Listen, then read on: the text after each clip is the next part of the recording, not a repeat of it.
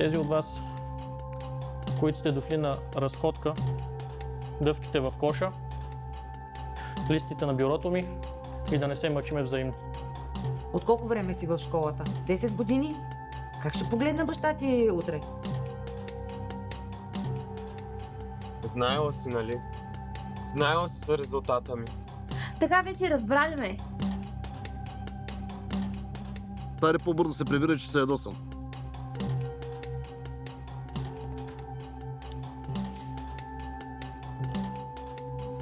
Аз нали ти казах, че всички мъже са еднакви? Но пък не е ли много хубава в тази Иза? Не пак тази история, моля те, омръзна ми да слушам за този мост на Колофичето. Ама ти чувства ли се имал?